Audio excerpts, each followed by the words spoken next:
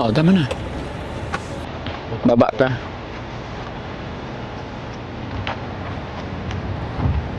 Hmm.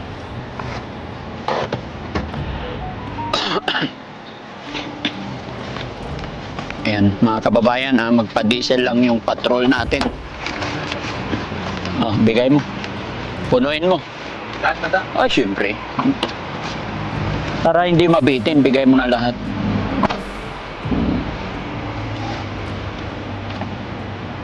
Naubusan ng diesel yung mga kababayan. Yung patrol.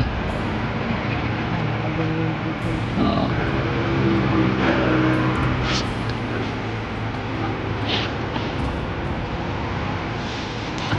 Nay, ilang taon si Perjoy nung nagsimula yung sakit niyang ganyan?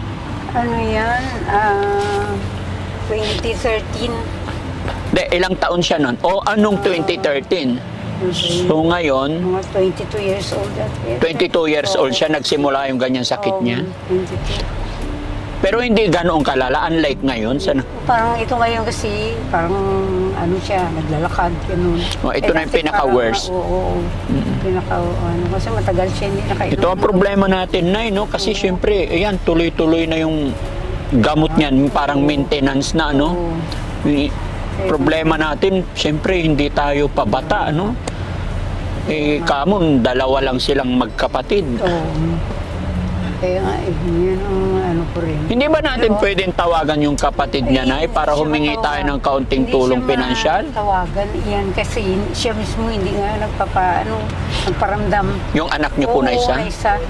Kasi sabi niya busy raw siya palagi. Kahit na sabi ko Opo, busy. kahit na busy, kasi Oo, may pamilya na ano, natin tong yun. nasa problema, Kaya nga. sana tumulong man, no? Kaya hindi ko rin alam ang kondisyon ng buhay niya doon sa... Ilang taon mo nang hindi nakikita isa mong anak, Nay? Parang mag-5 taon na ata eh. Oo? Oo. Hindi ka pinupuntahan? Hindi ka pinapasyalan? Kaya nga, sabi ko, nung nag-asawa lang siya, hindi na siya nakaano sa amin. Mhm. Kasi iyan sila kasi yan, ang una yan, parang nagtanan lang yan sila. Ah, Kasama niya. nagtanan yun. Oo. Kaya mula noon hanggang ngayon, di pa... Oo, kasi Pero siguro kahit na, may apo ka na eh. siguro hindi ko alam kung may apo nga. Ah, ganun. May anak na. Kasi alam ko na kung nandun siya eh. Natiis ka niya, Nay, na alam niyang wala ka ng asawa, wala ng tatay. Mag-isa ka na lang, matanda ka na. Kaya sabi ko, parang naman, ibang klaseng mga bata ito. Hmm. Oo. Na instead na maalala nila yung pamilya nila. Anong nararamdaman mo, Nay, na ganyan si Per, may problema siya, tapos yung anak mong isa, hindi ka Siyempre, pinupuntahan, hindi 5 ka- years? Hindi mo maisip na magkaroon ka ng marami makakaramdam ng siyempre parang pinabayaan ka ganun. Opo. Oo. Pero ako, hinahingi ko pa rin sa Panginoon yan na hipuin ang mga puso ng mga anak ko para na umayos sila. Mm-mm. Oo, lalo na pag mayroon silang pamilya, ayos sila sa buhay nila. Mm. Okay na sa akin yun. Oo. Oo. Basta sabi ko, huwag kalimutan na ang Panginoon ay nandyan. Huwag niyo sila kalimutan. Opo. Tulungan kayo. Kaya kahit hindi sa akin, basta sila, buhay na maganda. Opo.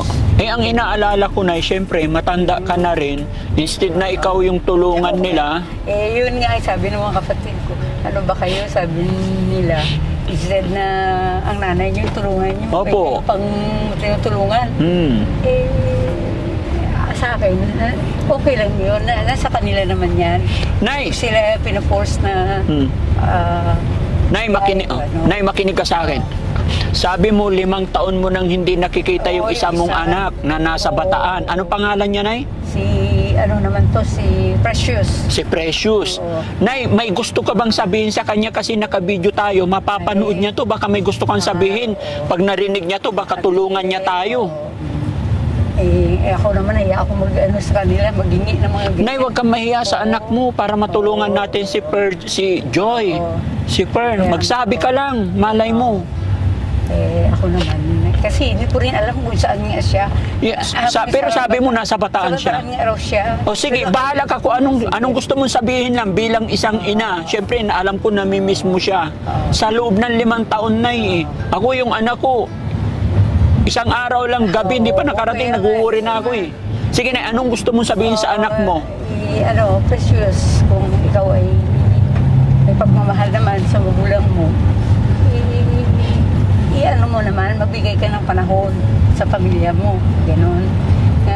Ano naman, kasi yung isang mong kapatid, kailangan ng tulong.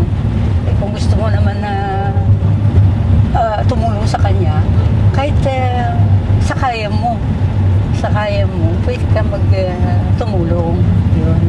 Kaya, kung saan ka man ngayon, pinagdadasal ko rin maganda ang kalagayan mo dyan. At ikaw may, may hanap buhay dyan. Kung maalala mo naman kami dito, hindi tumulong ka sa kapatid mo. Opo. Oo, yun ang akin. Nay, pwede patanggal yung face Tapos, mask para makita ni Precious yan. Ipuin ng puso mo ng Panginoon. Opo. Ikaw ay bumalik ka sa Kanya. Huwag mo siya kalimutan. Dahil ang Panginoon lamang ang makakatulong sa iyo habang ikaw ay nasa ganyang kalagayan. Kaya, Precious, sa pagkakataon ito, itong pagkakataong ito ngayon, na sana malaala mo rin kami. Kasi ikaw ay pinagdadasal ko rin araw-araw na maging maayos ka at maalala mo kami dito sa Batangas.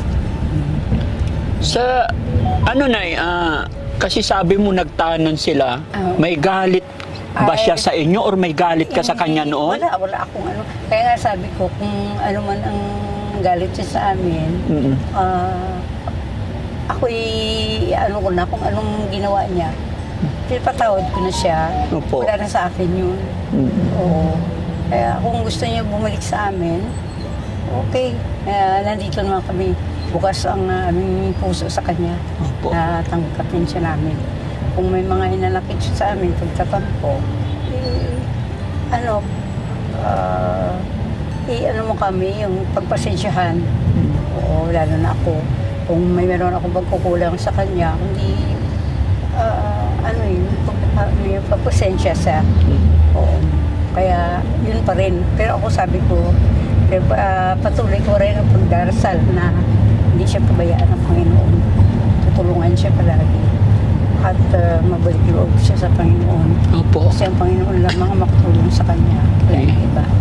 Kaya bukas ang aming kamay sa kanya. Puso sa pagtanggap. Gusto niya bumalik sa amin at maalala niya kami pa. Kasi sa pagkataong ito, ako man, gusto ko yung magsama-sama na kami. Opo. Mag-anak. Oo. Kasi matagal na rin wala sa akin. Tagal na kayo hindi nagkita. Oo. Opo. Kaya kailangan naman magparamdam naman siya. Opo. Oo, para malaman ko kung ano din ang kalagayan niya. Yun. Oo, yun. Kaya, yun na lang ay pinagdarasal ko palagi yan. Na magpakabutis nila doon. Siya. Tsaka ito si Pearl, matulungan niyang kapatid niya. Opo. Dahil yan ay, siya, may sakit ngayon. Kung gusto niya tumulong. Okay. So ayun mga kababayan, no, narinig niyo po yung panawagan ni Nanay, kaya hihilingin ko po na i-share natin ang videos na ito kasi medyo mabigat talaga pinagdadaanan ni Nanay dahil bukod kay Perjoy na may sakit na pinagdadaanan, ito pa palang isang kapatid ni Perjoy na 5 taon na rin hindi nakikita ni Nanay. So dito mo makikita mga kababayan yung kasabihan na walang hanggan pagmamahal ng magulang para sa anak. Kasi kung narinig niyo po yung sinasabi ni Nanay na parang lumalabas na siya pa rin ay humihingi ng dispensa sa anak, which is para sa akin ay hindi. Kasi ang magulang ay lahat gagawin para sa anak. Pero si Nanay pa rin ang nagpapakumbaba para sa kanyang anak na 5 taon nang hindi nakikita na ayon kay Nanay ang dahilan ng paglayo is nakipagtanan. So mga kababayan, no, malaking tulong po ito para kay Nanay para mapanood ng kanyang kapatid at marinig din ng ating mga kababayan ang hiling ni Nanay na matulungan sila dahil si Nanay ay 74 years old na po sila at wala silang hanap buhay. Kaya ito namumroblema kami mga kababayan dahil ididiretso namin sa ospital si Joy, si Per. So Hindi namin alam kung anong mangyayari, no? So, antabayanan nyo po muli mga kababayan. Maraming salamat. A few moments later. Hospital na to. Oo, yan na. O, so dito na. Ito na no, pasok na tayo. Isa, ano siya, psychiatric, dali natin sa may, psychiatric facility nila. Oo. Emergency ata yan, no? Emergency yan. Sa OPD ata yan, OPD. Hindi ko alam. Basta ipasok natin sa emergency. Kaya baka naman sabihin ng mga kapatid ko, nagpapakaawa naman ito. Oo. Hindi naman na okay lang yun. Hindi naman sa kapatid mo ka nanawagan eh. Alam mo naman. So ayan mga kababayan, no? Opo. Once na nakababa kami dito, bawal na po makita, bawal na po mag-video dito sa ospital. So antabayanan nyo na lang po ang sunod naming sana po makakover pa kami para i-update namin kayo. So baba na tayo, Nay. Oo, baba na.